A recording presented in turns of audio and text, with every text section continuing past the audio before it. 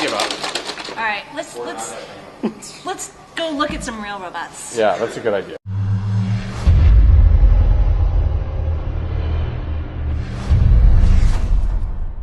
All right, so we're going to talk to you guys a little bit this morning about Ava. Ava is a prototype platform that we put together over the last couple of years, essentially a robotic concept car, if you will. So what Ava is all about is autonomous mobility and navigation, right? So she is able to go into a space, map that space, understand where she is within that space, and then get from point A to point B within that space without running into people or things. First key to Ava is her mobility. So she has what's called holonomic mobility, which means she can rotate in place, she can strafe side to side, she can move forward and backward, she can move diagonally, basically any direction while maintaining any orientation. So very human-like movement. We have these contact bumpers, so if she brushes against something or something brushes against her, she'll move away. We have some cliff sensors underneath. Those are so that she won't go zooming off the top of staircases, very similar to the way a Roomba will not do that. Moving up, we've got several sensors here. So these two windows in the front are for a laser scanner and a sonar scanning sensor. So basically those are the two sensors that are the primary mapping sensors. So when we bring Ava into a space and we want to make a map of that space, these are the two sensors that are used to do that. Moving up, we've got this vertical articulation on the platform. So this is one of the things we thought about, that you might want to have interactions with someone standing or with someone seated.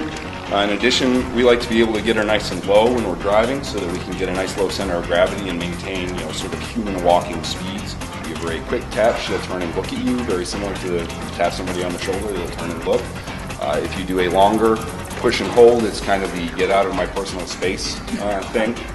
In addition, you can, the up and down buttons, if you pinch them together, she'll kind of do this rotate towards center feature. And if you do that right in the front, she'll kind of come along with you. We've got some audio stuff here, microphones and speakers, and then the real key sensor for our ability to detect and avoid obstacles is this sensor right here. And there's another one underneath this piece, which we call the shoulder. Those are 3D sensors that are made by a company called PrimeSense, so very similar to what's in the Xbox Connect. So this is the CAD map of the area that we're in that we got from our building facilities folks. If I want to send a robot somewhere, it's as simple as touching that spot on the map, saying send robot.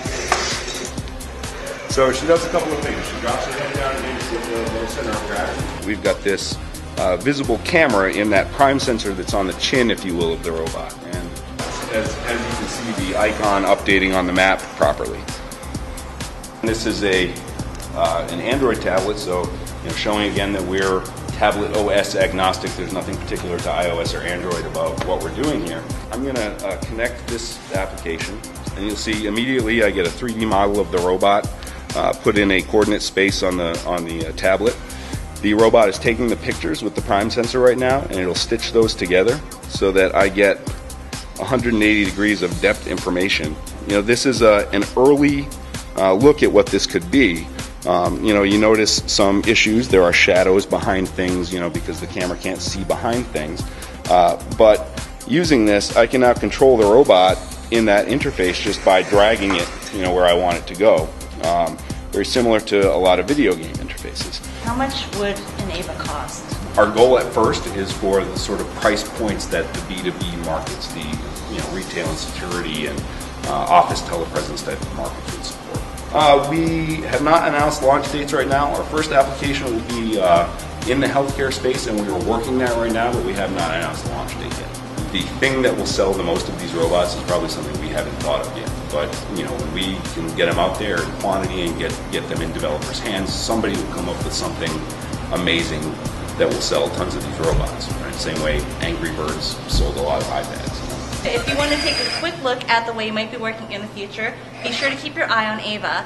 And it's Adriana and Mike from technobuffalo.com, and we'll see you in the next video.